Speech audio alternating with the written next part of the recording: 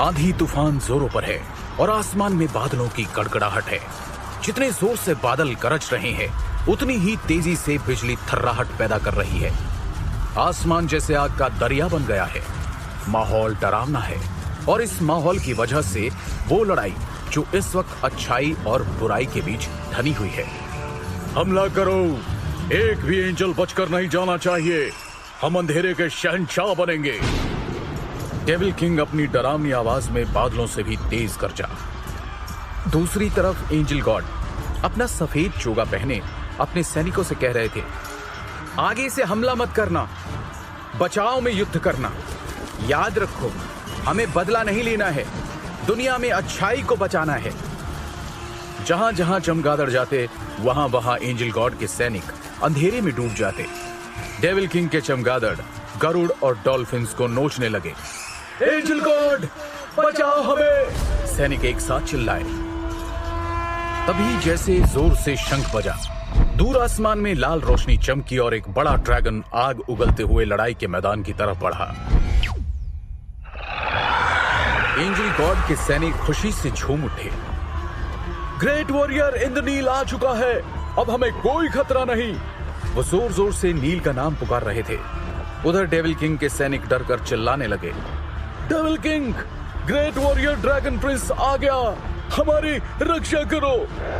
नील के आग उगलते ड्रैगन के सामने अंधेरे के चमगादड़ पल भर में जलकर भस्म होने लगे।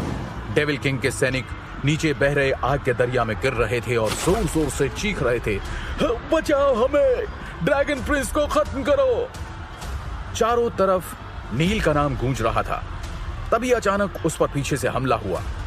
डेविल किंग खुद लड़ाई में कूद पड़ा था। उसने अपना वज्र उठाया और नील को निशाना बनाकर फेंका। नील ने तेजी से ड्रैगन को मोड़ा, लेकिन वज्र ड्रैगन की पीठ में घुस गया। ड्रैगन जोर से चिंघाड़ा। ड्रैगन की चिंगाड़ से आसमान गूंज उठा। मुझे अपने ड्रैगन को सेफ जगह पहुंचाना होगा, डटे रहना मेरे साथी, नील ने कहा और ड्रैगन को मोड़ा। तभी पीछे से काले रंग का धुएं से बना गोला सरसराता हुआ आया और नील की छाती में धंस गया। ड्रैगन प्रिंस घायल हो गया। एंजल गॉड की सेना में हड़कंप मच गया। नील तेजी से आग के दरिया की तरफ गिर रहा था कि अचानक तभी एक बड़ा गोल्डन ड्रैगन अचानक सीन में आ गया। एक खूबसूरत राजकुमारी जिसने सुनहरे रंग के कपड़े पहन रखे थे, उस ड्रैगन पर सवार थी। वो तेजी से नील की तरफ बढ़ी और उसका हाथ थाम लिया। राजकुमारी ने नील का हाथ पकड़ा और उसे ऊपर की तरफ खींचा, लेकिन नील के चेहरे को देखकर अचानक उसके मुंह से निकला, ओह, इसके चेहरे में एक अजीब सा आकर्षण है। कहते कहते राजकुमारी नील के और करीब आ गई और तभी उसके गले के हार में पड़ा एक नीला मोती टूटकर नील के खुले हुए होठों में समा गया। इसी बीच मौका पाकर खुद डेविल किंग ने गोल्डन ड्रैगन पर हमला कर दिया। अचानक नील जोर से चिल्लाया, प्रिंसेस! नील, नील, उठो, होश में आओ। नील के कानों में प्रिंसेस की मीठी आवाज गूंज रही थी कि अचानक किसी ने उसे जोर से हिला दिया। नील, उठो, क्लास का टाइम हो रहा है। नील एकदम से उठा और हड़बड़ाते हुए बोला, प्रिंसेस, प्रिंसेस, उसे बचाओ। नील की ये हालत देखकर उसका दोस्त करण पेट पकड़कर हंसने लगा। यार नील, ओह, तूने फिर से वही सपना देखा? तू अपनी राजकुमारी को सपने में ही ढूंढता रह जाएगा और वहां प्रोफेसर सेन गुप्ता की क्लास शुरू हो जाएगी। उठ, जल्दी से तैयार हो जा। करण बोले जा रहा था, लेकिन नील बिस्तर पर पेट पकड़कर बैठ गया और बोला, यार मेरी तबीयत ठीक नहीं है, आज मैं कॉलेज नहीं जा पाऊंगा। करण ने गौर से नील का चेहरा देखा। वो वाकई बीमार लग रहा था। करण ने पूछा, ठीक है, अपना ख्याल रखियो, जरूरत पड़े तो मेडिसिन रूम चले जाना, ठीक है? मैं चलता हूं। करण के जाते ही नील उठा और खिड़की के बाहर देखने लगा। सपना अभी भी उसकी आंखों के आगे घूम रहा था। ये मेरे साथ क्या हो रहा है? मैं क्यों रोज रोज वही सपना देखता हूं? लेकिन आज ये सपना कुछ अजीब था।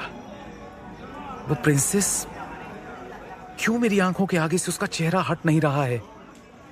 नील सोच रहा था और उसकी नजर खिड़की के बाहर दूर पहाड़ों पर मंडरा रहे काले बादलों पर थी।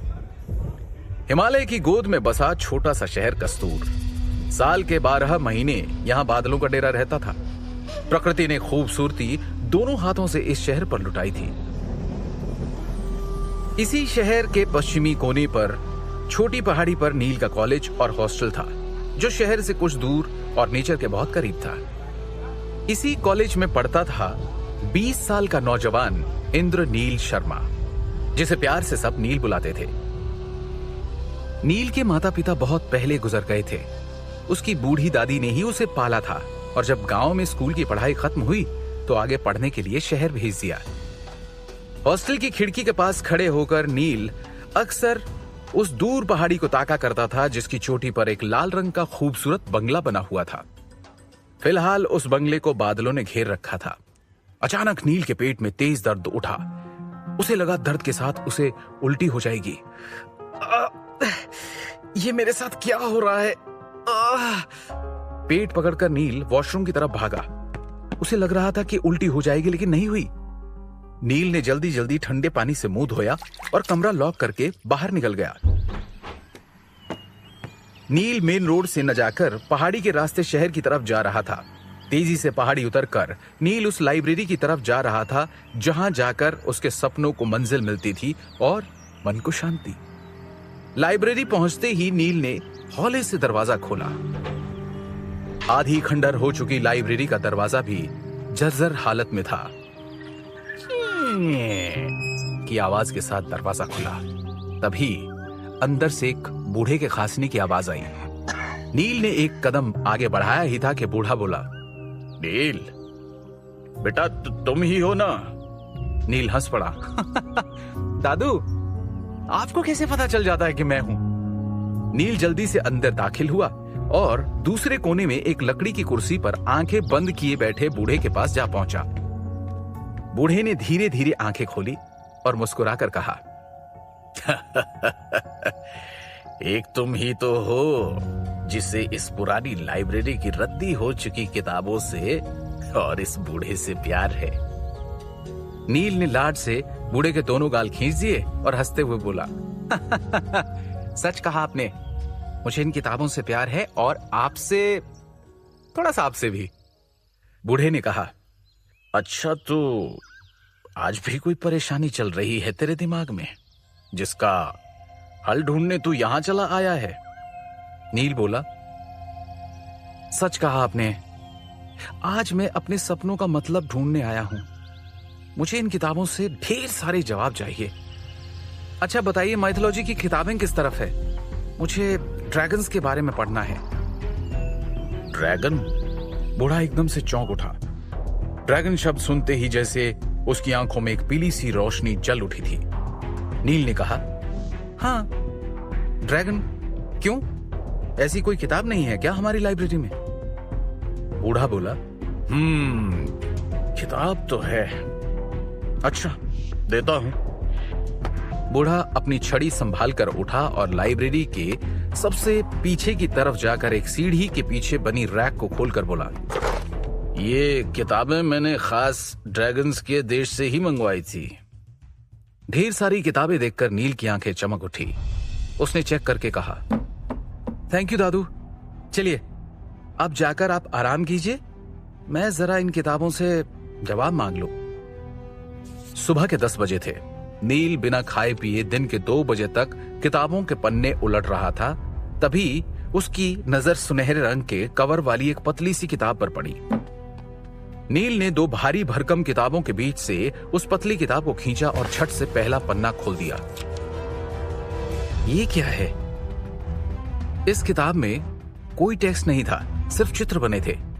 लेकिन पहले पन्ने पर ही उस ड्रैगन का पिक्चर देखकर, जिस पर सपने में नील सवार था, नील एकदम से चौंक उठा और जल्दी जल्दी पन्ने पलटने लगा। अभी 14 पन्ना उसने खोला ही था कि किताब उसके हाथ से छूटकर गिर गई। ओ माय गॉड, नो, ये नहीं हो सकता। ये पिक्चर तो उसी राजकुमारी की है। नील बुरी तरह से हैरान था। उसके माथे पर पसीने की बूंदें उभर आई थी और हाथ पैर कांप रहे थे। नील अपने दिमाग पर जोर डाल रहा था। कहीं मैंने पहले ये किताब देखी हो, शायद तभी वो लड़की मेरे सपने में आई। नहीं, मैं पहली बार देख रहा हूं।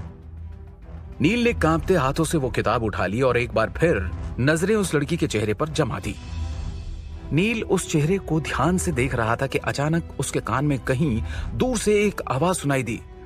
बचाओ, बचाओ मुझे। आवाज एक लड़की की थी। नील ने आसपास देखा, कहीं कोई नहीं था। तभी उसकी नजर फिर से उस पिक्चर पर पड़ी। पिक्चर बदल चुकी थी। नील ने किताब हाथ में पकड़ रखी थी, लेकिन वो लड़की पिक्चर में दौड़ रही थी। इसलिए घबराकर किताब बंद कर दी और तेजी से भागते हुए लाइब्रेरी से बाहर निकल आया। ये सब क्या था? वो लड़की, क्या मैंने जागती आंखों से सपना देखा? नील बुरी तरह से हाँफ रहा था, लेकिन उसने किसी तरह खुद को काबू किया और दौड़ते भागते हॉस्टल वापस आ गया। आते ही वो अपने बिस्तर पर पसर गया और चादर ओढ़कर सो गया। उधर वो किताब लाइब्रेरी में जमीन पर पड़ी थी, लेकिन उसमें बने चित्र बदलते जा रहे थे। लड़की सच में किसी से बचकर भाग रही थी और जोर जोर से चिल्ला रही थी, जिसकी चीख नील के कानों तक आ रही थी। लेकिन वो चीख नील का सपना नहीं थी, वाकई एक लड़की चीख रही थी। कस्तूर के बाहर वज्राचल पहाड़ियों के जंगल में एक लड़की तेजी से दौड़ रही थी और जोर जोर से चिल्ला रही थी, बचाओ मुझे, कोई बचाओ प्लीज, हेल्प मी प्लीज। उसकी चीख से वज्राचल का जंगल गूंज रहा था। आज तो हमसे बचकर भाग नहीं सकती, एक भयानक आवाज गूंजी और जंगल थर्रा उठा। लड़की के कदम जैसे जम से गए। उसके सामने एक लंबा चौड़ा हट्टा कट्टा और भयानक चेहरे वाला राक्षस की तरह दिखने वाला आदमी खड़ा था। लड़की स्कूल ड्रेस में थी और किताबों का बैग लिए हुए थी। उस आदमी को देखकर उसने जोर से अपना बैग फेंक कर मारा और भागने की कोशिश की, लेकिन तभी पीछे से 3 लोगों ने उसे घेर लिया। राक्षस जैसा दिखने वाला आदमी आगे बढ़ा और बोला, क्रूरा से बचकर तू नहीं भाग सकती। अब तेरे बाप को पता चलेगा मुझसे दुश्मनी मोल लेने का क्या अंजाम होता है। इतना कहकर क्रूरा लड़की को पकड़ने के लिए आगे बढ़ा। घबराकर लड़की एक बार फिर चीखी और बेहोश होकर गिर पड़ी। क्रूरा ने अपने आदमी से कहा, उठाओ इसे और ले चलो हमारे अड्डे पर। आज पूरा होगा मेरा सालों का सपना। क्रूरा के आदमी लड़की को उठाकर कंधे पर टांग लेते हैं। जंगल में अब सिर्फ उनके पैरों की धम धम ही सुनाई दे रही थी।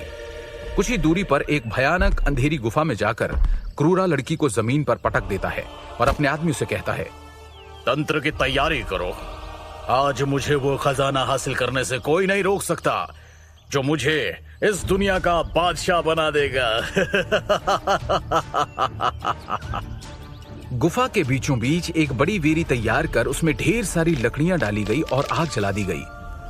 क्रूरा के लोगों ने बलि के लिए तरह तरह के जानवर वहां लाकर बांध दिए थे। सिंदूर और हड्डियों का ढेर लगा हुआ था। क्रूरा ने अपनी तंत्र साधना शुरू कर दी थी। वो एक शब्द बोलता और कुछ हड्डियां आग में डाल देता। जैसे ही हड्डियां चटकने लगती, एक मुट्ठी सिंदूर उठाकर एक जानवर के सर पर लगा देता और उसे आग के पास लाकर उसका गला काट देता। जानवरों की चीखें गुफा में गूंज रही थी और जमीन खून से लाल हो उठी थी। आखिरी जानवर काटते ही एक उल्लू तेजी से उड़ता हुआ गुफा में आया और जोर से बोलने लगा।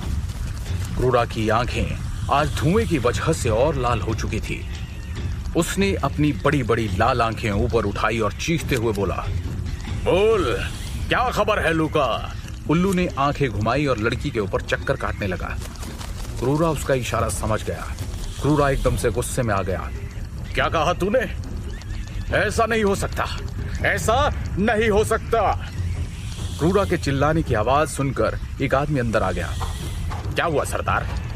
क्रूरा गरजा, इस लड़की को उठाकर आग में डाल दो। मदन सिंह, ये अब हमारे किसी काम की नहीं है। इसी बीच लड़की को होश आ गया था और उसने क्रूरा की बात सुन ली। बदन ने एक नजर क्रूरा के चेहरे पर डाली और बोला, जैसी आपकी मर्जी।